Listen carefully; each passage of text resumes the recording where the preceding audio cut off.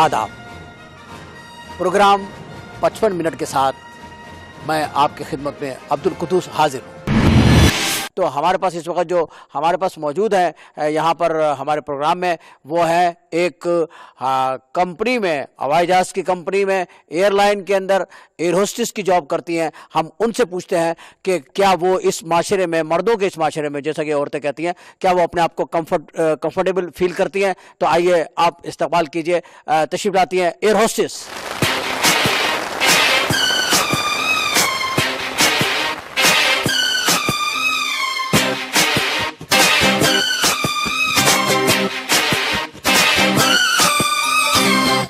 Baby, can't you see I'm calling? A guy like you should सबसे पहले तुम्हें इस प्रोग्राम में अपने आप को, मुझे आप लोगों ने इनवाइट किया, इसके लिए मैं आपकी बहुत मशकूर और ममनून हूँ। Thank you very much for that. आपको मुसाफिरों से, मर्दों से, जो मर्द मुसाफिर होते हैं उनसे ज़्यादा शिकायत होती है या ख़वातीन मुसाफिरों से होती है? अमूमन तो मुसाफिरों को हम लोगों से शिकायत होती है, लेकिन मुसाफिरों से एक ही शिकायत है हमें कि घंटियाँ बहुत बजाते हैं ये लोग। इसको तो घंटीज बजाते हैं और बात कुछ भी नहीं निकलती। जब बाद में जाके पूछे what you want sir, just उनको वाटर चाहिए होता है या टीज चाहिए होते हैं, इसके लिए बार बार प्लम प्लम। मैं ये पूछना चाह रहा था कि आपसे ये जो मर्द मुसाफिर होते हैं ये अजीब अजीब सवाल पूछते होंगे। वो सवाल बुला बुला के पूछते हैं, आंखों में आंसू ले आते हैं, यू नो, टीयर्स एंड अथरू, ये सब ला करके तो फिर पूछते हैं कि हमें हमारी बीवी याद आ रही है, हम क्या करें। मैं तो शर्म से लाल हो जाती हूँ, अब पायलट के कमरे में जाके छुप जाती हूँ। इसके बाद आप उनको मतलब कैसे मुतमईन करती हैं, जवाब क्या देती हैं आप उनको? नॉर्मली से जवाब देती हूँ, बस इतना ही कहती हूँ कि तुम्हें आसमान पर बीवी याद आ रही है, ज़मीन पर तुम्हें महबूबा याद आ जाती है, और जब कब्र में जाओगे तो तुम्हें माँ याद आएगी। अच्छा, बड़े ठाट बाट होते हैं ये जो बैठे होते लोग मुसाफिर सीटों के ऊपर, आप ला ला करके ट्रे रखती हैं, खाने रखती हैं, पानी मांगो तो पानी, शरबत, कोल्ड ड्रिंक, ये वो सब कुछ रखती है। आपका अपना दिल नहीं करता कि आप भी घर के अंदर हो, आपके साथ भी ऐसा हो? देखिए, बात पता क्या है, असल बात है, क्योंकि इस प्रोग्राम में हम लोगों ने झूठ नहीं बोलना, सारे हमने सच बोलना है। ऑन हम लोग मतलब ऑन करना है बात को। तो मतलब जिस तरीके से हम मुसाफिरों के सामने ले जा करके ट्रेज रखते हैं ना, पटखते हैं, आई मीन, तो अगर इस तरह हम अपने शौहर के सामने घर में रखें ना, तो यकीन करें वो जवाब में ट्रे में तलाक रख दे।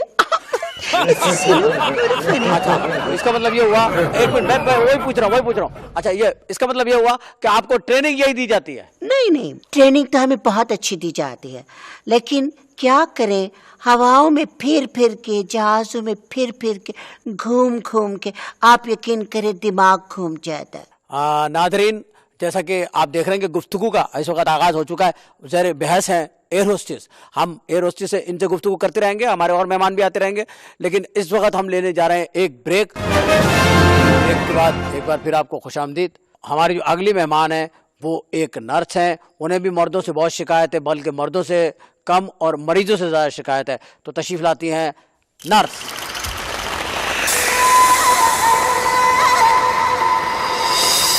अस्सलाम वालेकुम। सबसे पहले मैं आप सारे बहन भाइयों को सलाम अर्ज करती हूँ, उसके बाद मैं आपके हाल अहवाल पूछती हूँ, उसके बाद मैं इनसे पूछती हूँ कि आपने यहाँ मुझे क्यों बुलाया। आपने जो पूछना आप पूछे तो हमें जाने दे, फारग करें। सेहत के हिसाब से अगर हम देखें बीबी, तो बहुत सारे सवालात हमारे जहन के अंदर कुलबुलाते हैं, और दूसरी बात यह है कि बात को आगे बढ़ाते हैं और आपसे ये पूछते हैं कि आप ये बताइए कि आपको मरीज बहुत तंग करते होंगे। इन मरीजों का मैं आपको क्या बताऊँ जी, रात होने की देर है, हर तरफ से आवाज है, सिस्टर सिस्टर सिस्टर। हाँ, कहाँ की सिस्टर, वे नर्स कहो, वे नर्स कहो, सिस्टर, पानी पानी पानी, नींद इंजेक्शन, नींद का इंजेक्शन, दिमाग खराब करके रख देते हमारा। फिर तो मैं इनको पानी के टीके लगाती हूँ, फिर इनको पता लगता प्यास कैसे बुझती है। बुनियादी तौर पर अगर हम देखें तो नर्स का शोभा, अगर हम बुनियादी तौर पर देखें, इंसाफ की नज़र से देखें, आप भी देखें हम भी देखें, तो नर्स का शोभा बड़ा खिदमत का शोबा है कि जो खिदमत खल्क करती है और मरीज़ों के लिए बहुत जिद्दोजहद करती है। मगर इसके बावजूद हमारे माशरे में इस खिदमतगार शोबे को और नर्सों को अच्छी नज़र से नहीं देखते, क्यों? कोई भी अच्छी नज़र से नहीं देखता जी। मैं तो कहती हूँ कि मैं आपको ये बात हल्फिया कह सकती हूँ, नर्स का ऐसा मुकद्दस पेशा है, उसको कोई भी जो है ना वो आज तक अच्छी नज़र से नहीं देखता। इवन देन डॉक्टर तक के देखते हैं, तक के। ये ताड़म ताड़ी अस्पतालों से मेरा एहतजाज है, ख़त्म होनी चाहिए, वरना मैं एहतजाजी तौर पे अपने आप को है ना कुछ नहीं करूँगी तो अपना दुपट्टा जला लूँगी। अच्छा, इतने नज़दीक तक चली गई आप, बात के सिलसिले को आगे बढ़ाते हैं। आप डॉक्टर क्यों नहीं बनी, नर्स क्यों बन गई? हाँ सूफी साहब, क्या हो गया आपको? यहाँ को डॉक्टर बनना आसान है? इतनी मोटी मोटी किताब पढ़नी पड़ती है, इतने इतने थब्बे देने पड़ते हैं जब जाकर डॉक्टर बनते हैं, और नंबर कम होना तो फिर रिश्वत लगा करके फिर नंबर भी लेने पड़ते हैं, और फिर डॉक्टर बन के ऑपरेशन करने पड़ते हैं। ऑपरेशन से तो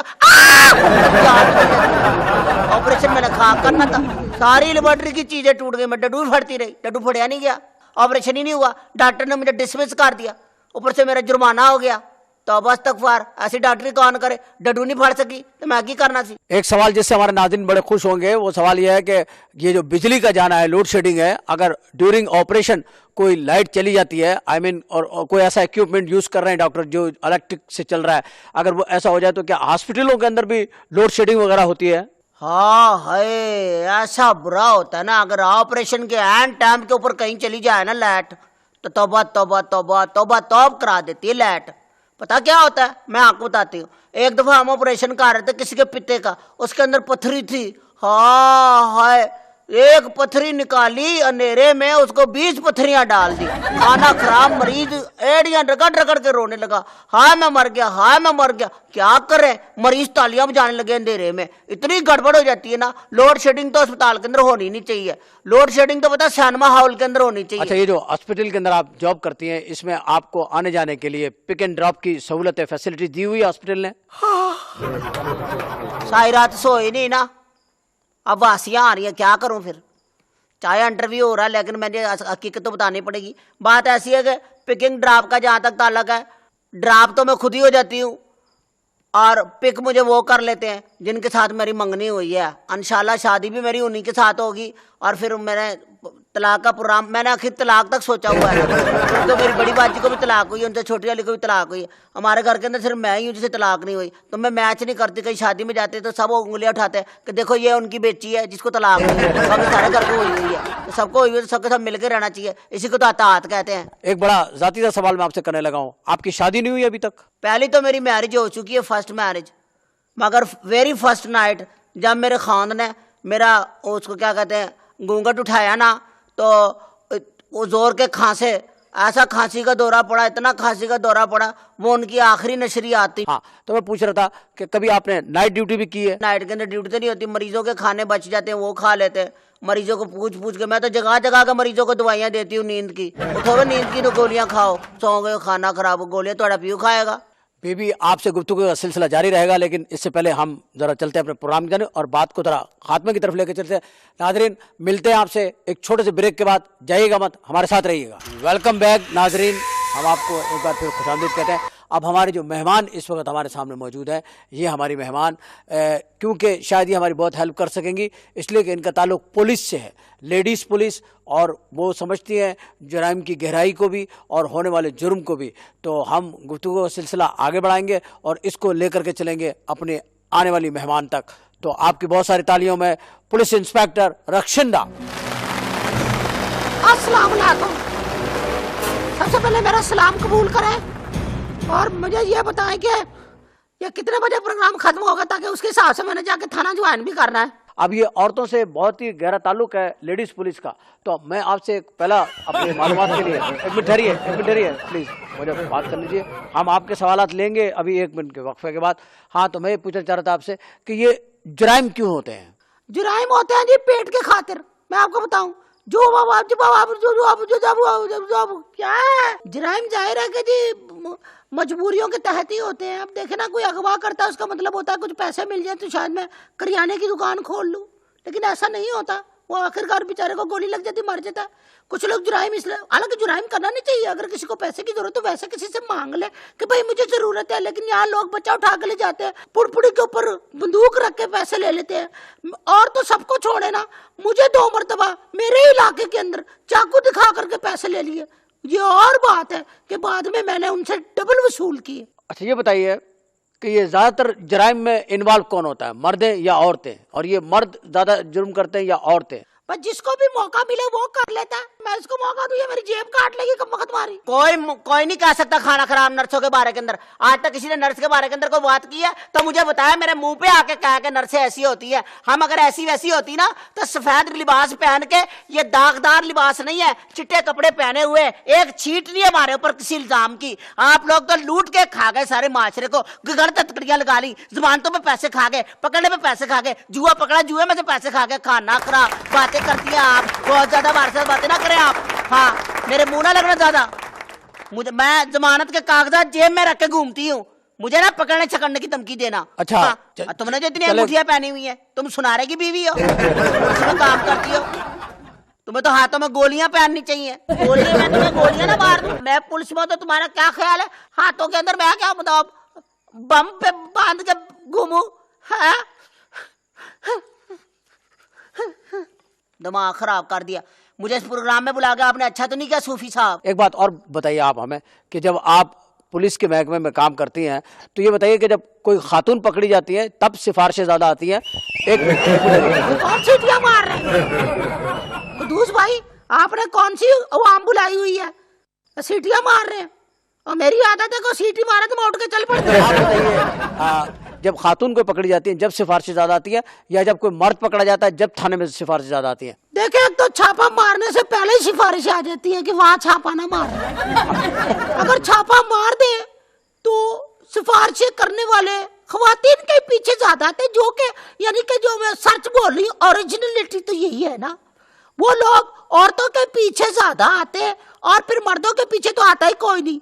औरतों के पीछे तो थाने तक आ जाते हैं कि कहीं औरत हमारा नाम ला लेते, उनके फंसने के भी तो चांसेस होते हैं ना। एक सवाल के साथ इस बात को फिर आगे बढ़ाएंगे और ये पूछेंगे आपसे, हर जगह के ऊपर ही इश्क फैल चुका है, तो ये जो इश्क हो जाता है ये फिर इसके ऊपर गैरत खा करके भाई वगैरह जो होते हैं वो कत्ल वगैरह कर देते हैं, तो आप क्या समझते हैं वजह कत्ल इश्क ही होता है या इसके बिहाइंड कोई और भी वजह होती है? देखिए, बात यह कि ये शुरू की तरबियत होती है। अब एक औरत है, लड़की है, इश्क उसकी फितरत बन चुकी है, उसको आप घर में फिल्में लगाएंगे इश्किया, टेलीविजन ड्रामे इश्किया लगाएंगे, आप घर में जराइम की स्टोरियां लगाएंगे, आप बताएंगे लड़की कैसे भागती है, भागने के जदीद तरीके। अब तो ये मोबाइल आ गए, फैक्स आ गए, मैसेज आ गए, इतनी सपोर्ट हो गई है लड़कियों को भागने की, तो वो तो भागेंगी भाई अपने घरों से। इन चीजों को आप कम करें और बच्चियों को रास्ता ना दिखाएं तो फिर ये लड़कियां नहीं भागेंगी। इसमें लड़कियों के भागने का कोई कसूर तो नहीं है ना। आपके इलाके में चोरियों की क्या शरह है? आप कौन सी शरह की बात कर रहे हैं? शरह फीसद की ना, शरह फीसद तो 100% है। डाके भी पड़ते हैं आपके यहाँ? हाँ, डाके हमारे यहाँ बड़े पड़ते हैं। डाके में मसला ये है कि डाके के अंदर हमारे इलाके के अंदर जो है ना कंपटीशन बहुत है। कंपटीशन क्या है डाके में कि बड़े लोग रहते ना, बड़े लोग, करोड़पति, अरबपति, अगर किसी एक के घर में डाका पड़ जाए, बराबर के घर में डाका ना पड़े, तो फिर वो जो बराबर के घर वाला होता है वो थोड़ा सा अपने आप को कमतर फील करता है, तो फिर वो कहीं से अरेंज रूंज करके ना तो अपने घर में बड़ा डाका पड़वा लेते कि चलो भाई इस तरीके से हमारे घर में भी डाका पड़ गया। डाका पड़वाना भी अब एक फैशन हो गया है ना, मुसीबत तो हमारी आती है। अच्छा एक बात बताइए, ये जो लड़कियां घरों से तशद्दुद से, खामिन से नाराज होकर के घर से भाग जाती हैं, ये कितने फीसद होती हैं? क्या ये भागने में जायज होती है? जो लड़कियां घर से भाग जाती है, मैं उनसे कहती हूँ भागने की जरूरत ही क्या, खाना खराब हो, तुम भागती हो फिर तुम्हारे पीछे हमें भागना पड़ता है। हम भागते, हमारे पीछे बेचारे पुलिस वाले भागते, सारे ही भागते रहते। आखिर में लड़की लव मैरिज कर लेती है, मजिस्ट्रेट के सामने हाजिर हो जाती है, 162 का बयान हो जाता है, वहां के अंदर जो है ना उनकी सुलह हो जाती है। माँ बाप मेरी बच्ची के आगे गले लगा लेते, हमारी जेब में को 5 रुपए नहीं डालता कि भाई तुम इतने भागे हो, खाना खराब हो, तुम्हें भी कुछ कंपलसेट करें। अच्छा, हमेशा लिखा जाता है कि लड़की जो है उसके मुंह पे तेजाब फेंक दिया, उसकी नाक काट दी, कभी कहते हैं उसको चूल्हे में जला दिया, तो ये क्या रिएक्शंस होते हैं? वही मैं पूछ रहा हूँ। हाँ, चले आप कह लें कि मर्दों का ये जालिम माशरा, लेकिन मैं तो ये कहूंगा कि आप बताइए कि ये जो वाकयात होते हैं इनके पीछे क्या वजह होती है? ये जो मर्द ये जो औरतों के ऊपर तेजाब वगैरह फेंकते हैं, ये कोई अच्छी बात तो नहीं है। आप तेजाब फेंकने की जरूरत क्या है औरत के ऊपर? आप उसका मुंह धुलवा दें, अंदर से जो निकलेगा वो तेजाब फेंकने के बाद का रिजल्ट ही होगा। ऐसे सवाल कर रहे हैं सूफी साहब, इन्होंने कोई जवाब देना है ढंग का। सुल्ताना डाकू एक बहुत बड़ा नाम है जिसे पकड़ने की हर एक को ख्वाहिश है। अगर आपको ये काम सौंपा जाए तो आपके लिए ये कौन सा पकड़वा देगी सुल्ताना डाकू को? इसने तो कानों कान ने खबर होने दी अगर इनके घर पे आया तो। तू पकड़ ले जाकर के सुल्ताना डाकू को, तेरा मामू लगता है ना, जा पकड़ ले जाकर के। बकवास यहाँ कर सकते हो, फील्ड में उतरो तो आपको पता चलेगा क्या होता है। जब चार तरफ से ढसंग ढसंग ढसंग गोलियां चलती है ना, फिर ये नहीं होता जो तुम करती हो, जख्मों पे दवाइयां लगाती हो ना, जा करके दिमाग खराब करके रखा हुआ है। डाकुओं का पीछा करती हैं आप?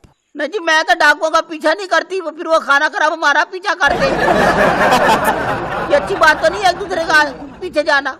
मैं तो जाती नहीं, मैं और तू ना, मेरे लिए तो डाकू नाम है मैं। चले जी, बात को और आगे बढ़ाते हैं एक सवाल के साथ। ये बताइए, देखिए हमेशा अखबारात के अंदर आता है कि मर्द ने औरत पे तशद्दुद किया, आप लोग उसे गिरफ्तार कर लेते हैं। क्या आप लेडी पुलिस हैं? क्या कभी कभी आपने किसी औरत को गिरफ्तार किया जिसने किसी मर्द पर यानी अपने शौहर पे तशद्दुद किया हो?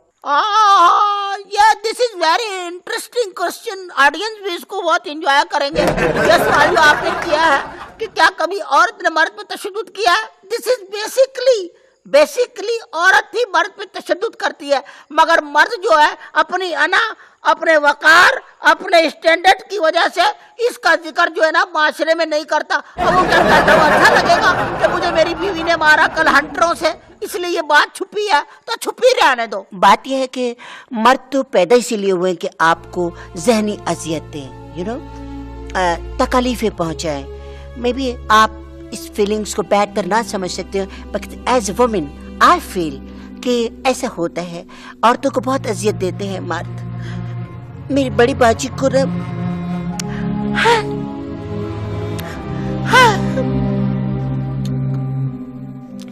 आप मुझे 5 मिनट देंगे, मैं बालकोनी में रो के आ जाऊं। बैठ के रोऊंगी तो लोगों में अच्छा तो नहीं लगे, इम्प्रेशन तो नहीं पड़ेगा। तो मैं आपसे ये पूछना चाह रहा था कि जब आप घर में कूदते हैं, मतलब पुलिस की वर्दी में जब आप घरों में कूदते हैं, तो कभी आपके ऊपर भी अटैक हुआ है? तो बस तकफार, आपने क्या याद दिला दिया कुतूस भाई। मैं एक बार एक घर में मैंने जंप की, बस कूदी हूं मैं, उसके बाद मुझसे उठा नहीं गया। 15-20 आदमियों ने मुझे चरपाई के पाइयों से मारना शुरू किया। खाना खराब। मैं कहूं कि भाई मैं तो आटा लेने आई हूँ, हाय हाय मैं तो खैरात लेने मेरी बात में मैं ज़कात लेने, मैं बेवा, मैं कोई सुने ही ना, अन्यवाह उन्होंने मुझे कूटा है। और उसके बाद मैं वहां से माफी मांग करके निकली हूँ, यकीन करो। उसके बाद से आज तक मैं उस जिले में नहीं गई हूँ कभी, आप यकीन करो। अच्छा, आप एक सवाल आपसे करना चाहता हूँ, आपसे खातून, ये पुलिस ऑफिसर जो बैठे हैं, हाँ? जी ये बताइए कि आपको अपने महकमे में कोई शिकायत है? तब इस्तग़फ़ार। आपसे नहीं पूछ रहा, एक सेकंड आप बताइए, आपको अपने महकमे से कोई शिकायत है आपको? मैं अपने महकमे से यही शिकायत है कि हमारे महकमे को चाहिए कि अपने ऊपर लगे हुए इल्जामात को धोए। ये जो रिश्वत, करप्शन और ये जो गफलत के केसेस बने हुए हैं, इनको खत्म करें। हम लेते हैं इस वक्त एक छोटा सा ब्रेक। तो नादरीन, एक बार फिर आपको हम खुशामदीद कहते हैं। हमारे पास जो इस वक्त खातून मौजूद हैं, फैशन डिज़ाइनिंग के शोबे से हैं। आइए गुफ्तगू उनके साथ ही आगे लेकर के बढ़ते हैं। तो आपकी बहुत सारी तालियों में शैनी अजीम। और आपसे चंद सवालात की तरफ चलते हैं और आपको खुशामदीद कहते हैं अपने शो के अंदर। Thank you very much, I am very much happy, बहुत खुशी महसूस कर रही हूँ यहाँ पे बैठ करके। एक्चुअली मुझे ये जान के बहुत खुशी हुई कि you are interested to me, कि मैं आकर के I am just explain about fashion designing. कुछ जानते नहीं पाकिस्तान में फैशन क्या चीज।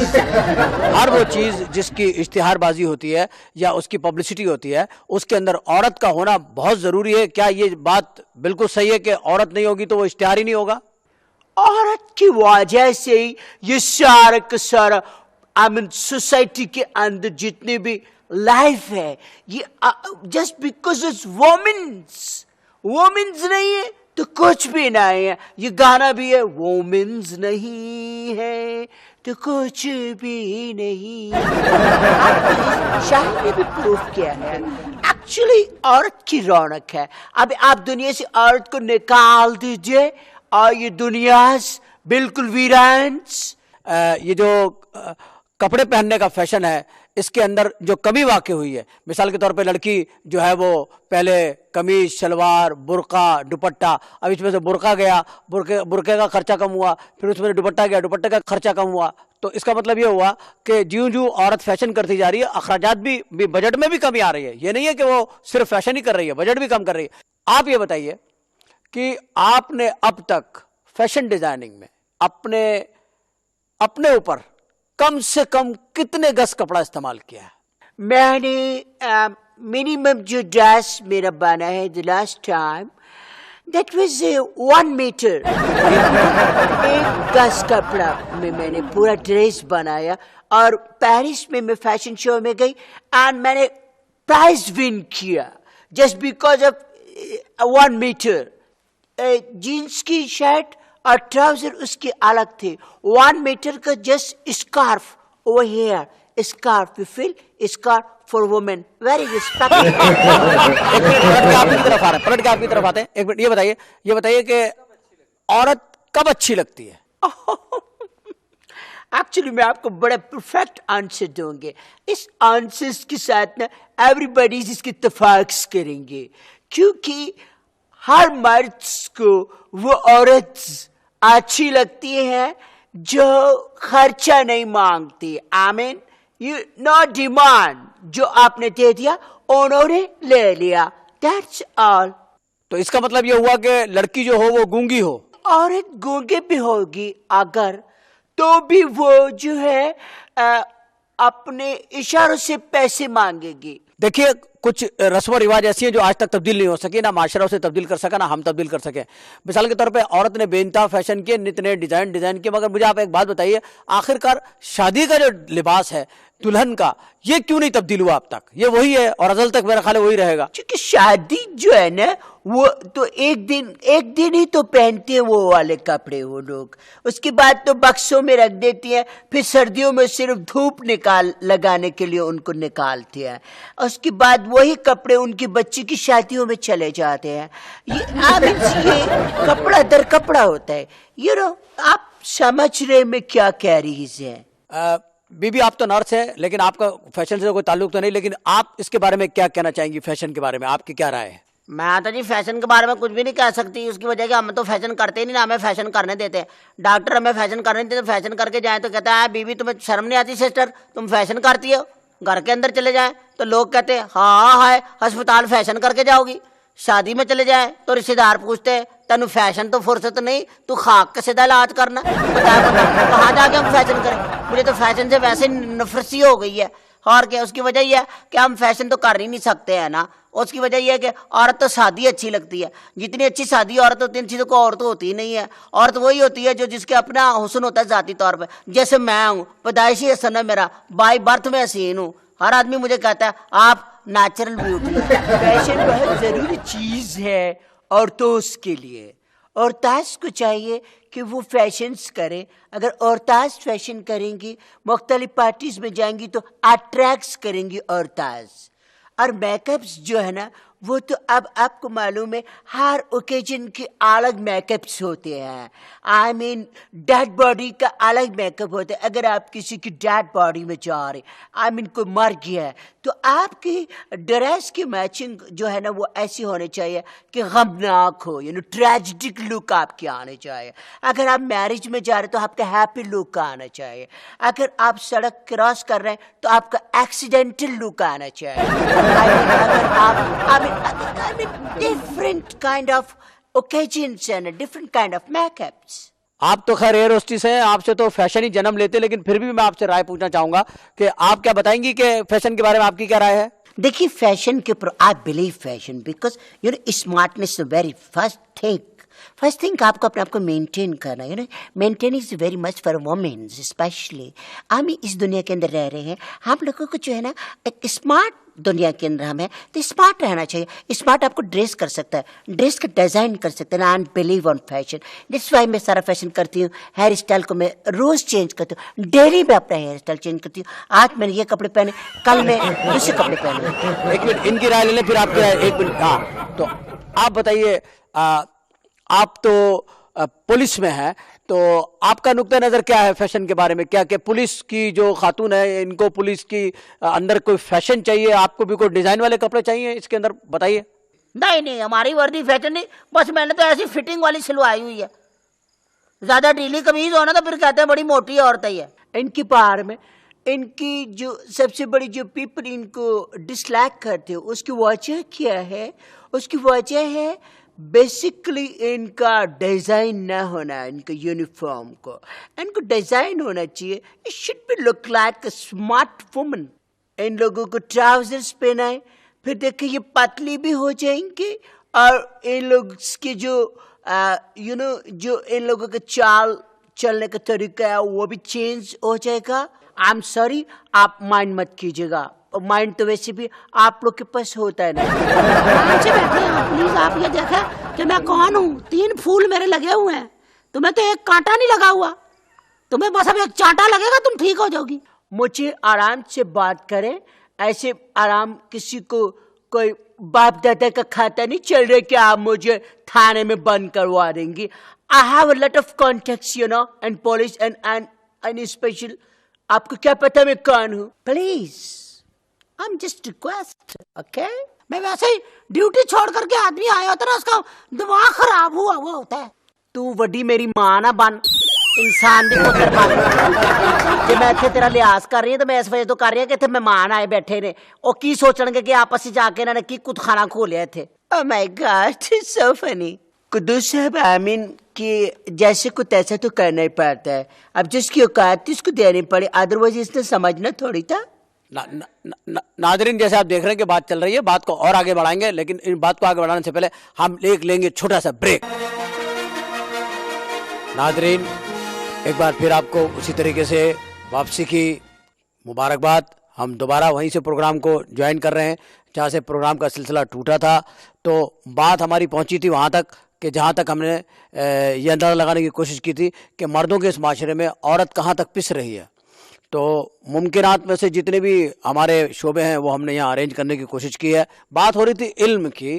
इल्म की बात जब चल निकलेगी तो बड़े बूढ़ों ने कहा कि इल्म हासिल करने के लिए अगर आपको चीन जाना पड़े तो आप चीन चले जाएं, और काले इल्म के लिए आपको बंगाल जाना पड़ेगा, या आपको मुल्तान जाना पड़ेगा, ओकाड़ा जाना पड़ेगा, कराची जाना पड़ेगा, और फिर आपको अगर मसरूफ़ है तो कहीं जाने की ज़रूरत नहीं है, क्योंकि हमारे मशहूर अखबारात के जो संडे मैगज़ीन होते हैं वो जादू करने वाले बाबाओं के और ताकत की दवाओं के कैप्सूलों से ही भरे हुए होते हैं। तो इसके लिए आपको कहीं जाने की ज़रूरत नहीं है, आप ये कर सकते हैं। बहरहाल हमने आपकी दिलचस्पी के लिए और इन ख़वातीन के लिए जो यहाँ बैठी हुई है और घरेलू मसाले पर गुफ्तगू हो रही है, हमने एक काले इल्म करने वाली को यहाँ बुलाया है, जो काले इल्म की काट की माहिर हैं और जो कि बंगाल से डिप्लोमा करके यहाँ पर आई हैं। तो हमारे दरमियान मौजूद हैं। आपकी बहुत सारी तालियों में आंटी ब्लैक। शुक्रिया, मेहरबानी बेटा तुम्हारी, तुमने बुला लिया बच्चे जानी। मैं तो बस आपको मालूम है खिदमत खल्क में ही लगी रहती हूँ। सारे बच्चे यहाँ बैठे हुए। बेटा डरना मत, मैं शक्ल की ऐसी हूँ, अंदर से मैं बड़ी साफ सुथरी औरत हूँ। अब बोलो क्या काम है तुम्हें? कोई किसी को तलाक दिलवानी है, निकाह करवाना है, घर से बनवाना है, जो भी बोलो अभी हाजिर है हर चीज मेरे पास। मुझे तो आप लोगों से घिन्स आ रही है, घिन्स। और ये कौन बोले? ये कौन है? कौन? ये आवाज जानी पहचानी सी है इसकी। कौन है ये? आज तुम करते हो जादू, तुम्हें शर्म नहीं आती जादू करती? क्या तुम सही जादू कर लेते हो? मैं तुम्हें एक नाम लिख के दूंगी, तुम उसके ऊपर करके मुझे दिखाना। अगर तुम इसमें कामयाब हो गई ना तो फिर मैं तुम्हें दूसरा काम भी ला के दूंगी। अपनी बात मनवाने के लिए, अपनी बात को मनवाने के लिए और ये करने के लिए कि मेरी बात से कोई इनकार ना कर सके। सुना है कि उल्लू का गोश्त जो है ना वो अमल पढ़ के खिलाया जाता है तो वो आदमी उल्लू की तरह हो जाता है, उसकी समझ में कोई बात ही नहीं आती। क्या इसमें कोई हकीकत है? उल्लू की काट के अब मैं सारा बिजनेस खोल दूं क्या यहाँ पे अपना? तो हर बात ही मुंह से उगलवा लोगे आज ही मेरे से। चलो मैं बता देती हूँ। अब ये सारी पब्लिक भी बैठी हो भाई, तुम भी सुन लो। उल्लू पकड़ना ही बड़ा मुश्किल काम है, क्योंकि ये उल्टा लटका रहता है। इसके लिए एक अजीब एक्सरसाइज करनी पड़ती है।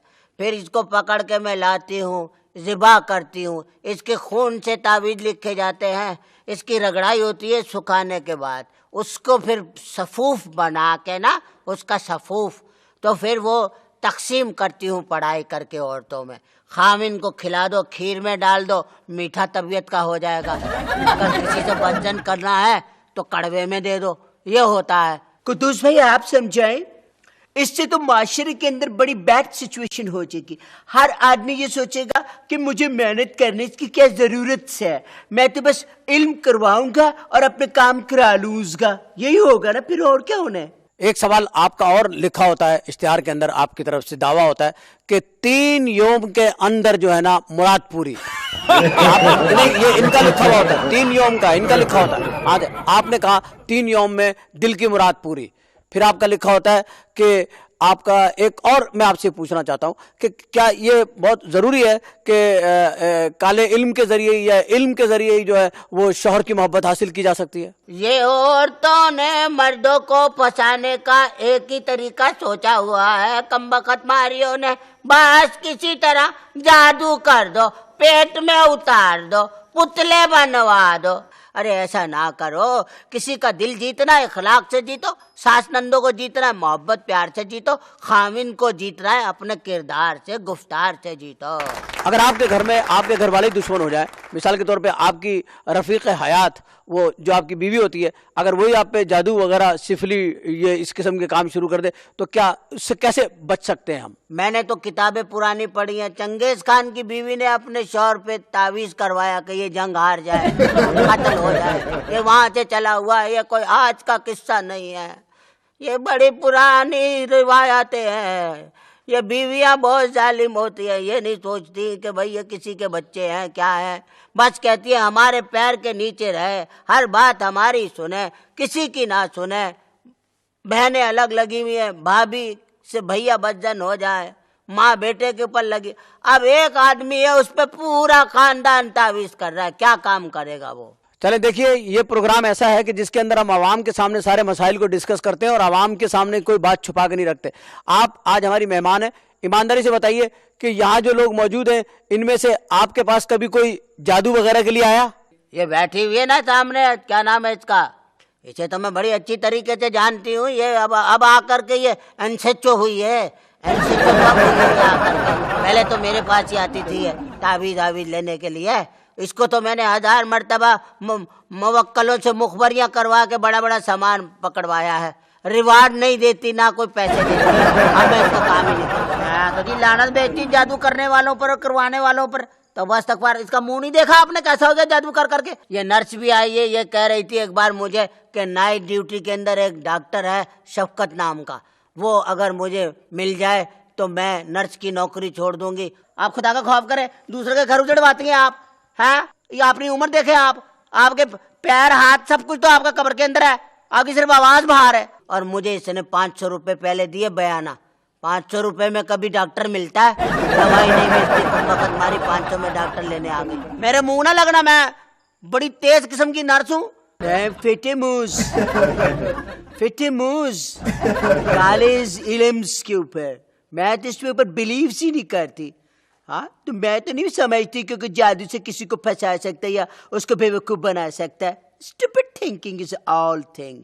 जो भी करते हैं गॉड इज ग्रेट, खुदा करता है। इंसान के हाथ में क्या है? कुछ भी नहीं। आपका ताल्लुक जादूगंडे से है, सिफली से है, काले इल्म से है, लेकिन क्या कभी ऐसा हुआ कि आपके जो कस्टमर आते हैं, आपके जो ग्राहक आते हैं, उन्होंने कभी आपसे कहा हो कि माई तुम भी अच्छे कपड़े पहना करो, और यानी कि कोई आपसे आपकी फैशन के बारे में क्या राय है? दफा करो जी, ये फैशन होते कहा है? मैं तो उसे आग लगाती हूँ, मैं तो बर्बाद समझती इस काम को। औरत जिस ड्रेस के अंदर उसका अपनापन झलके, जिसमें से उसकी अपनायत का इज़हार हो, जिसमें से लगे कि वो हम में से है, हमें वही पहनना चाहिए, वही हमारे लिए। ये बताइए कि जो डरपोक खवातीन होती हैं ये किस तरह से इतने खतरनाक काम कर लेती हैं जो आप बता रही हैं, जिस तरह कब्रिस्तानों में जाके पुतला गाड़ना, रात के अंधेरे में जाकर के अमल पढ़ना और फिर ये इस तरह पीछे मुड़ के ना देखना, और ये सारे अमलियात कैसे कर लेती हैं वो? नहीं, खवातीन डरपोक होती है, मगर जब उनको अपनी जिंदगी का प्रॉब्लम पड़ता है तो फिर सारा डर निकल जाता है। ये रातों को बेबाक बेझिझक होकर कब्रिस्तानों में निकल जाती है, कब्रों में से मुर्दे उठ के भाग जाते हैं इनसे। तुम्हें क्या पता कितनी भयानक होती है ये। जब ये मुर्दे के पास जाकर के उसका पुतला गाड़ देती है, 2-2 4-4 घंटे कब्रिस्तान में पढ़ाइयाँ करती है कि हम अपने शौहर को कब्जे में करेंगे। अरे इतना प्रेशर पड़ेगा तो शौहर क्या करेंगे, यह नहीं सोचती है वो। आपका इश्तिहार पूरी दुनिया में जाता है और आपने कहा भी, आपका दावा है कि आप एक आलमगीर शख्सियत है, मशहूर तरीन।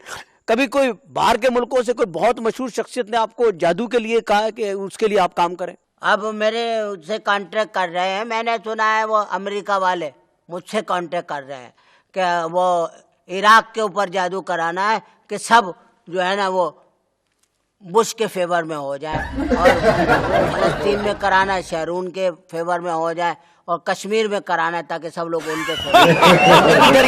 देखिए इसको समाप्त करने दिए, खत्म की तरफ हम जा रहे हैं, टाइम का भी हमें ध्यान रखना है। मुझे ये बताइए कि आपके जादू में बहुत ताकत है, आप कहती हैं कि 100% होता है। अच्छा देखिए, इस वक्त मुसलमान जो है ना मुख्तलिफ ममालिक में अजाबों में मुब्तला हैं, अजियतों में मुब्तला हैं, वो बेचारे कुर्बानियां दे रहे हैं। उनके जो दुश्मन है वो ममालिक जो जिनमें वो मुसलमानों को आज़ादी नसीब नहीं हो रही, क्या आप अपने जादू से उन्हें आज़ादी दिला सकती हैं?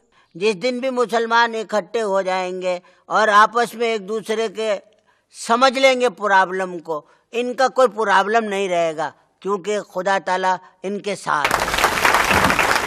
बहरहाल मैं तमाम लोगों के सामने हाथ जोड़कर अपने गुनाहों की माफ़ी मांगती हूँ कि मैंने जिन जिन पे तावीज़ किए, जिन जिन पे भी किए हैं, अगर उन पे हुए हैं तो मुझे माफ़ कर दें, क्योंकि वक्त का कोई भरोसा तो है ही नहीं। तो नादरीन, क्योंकि बातों का सिलसिला बहुत तवील हो जाएगा, हमें वक्त की कैद भी है, वक्त की पाबंदी का ख्याल भी रखना है। अगली बार हम जब मिलेंगे तो इसी को गुफ्तगू को यहीं से शुरू करेंगे जहां हम छोड़ रहे हैं इस मौजू को। फिलहाल हमें इजाज़त दीजिए, हमारा टाइम ख़त्म हो चुका है, और फिर इंशाल्लाह अगले हफ्ते आपसे मुलाकात होगी। खुदा हाफिज़। पाकिस्तान जिंदाबाद।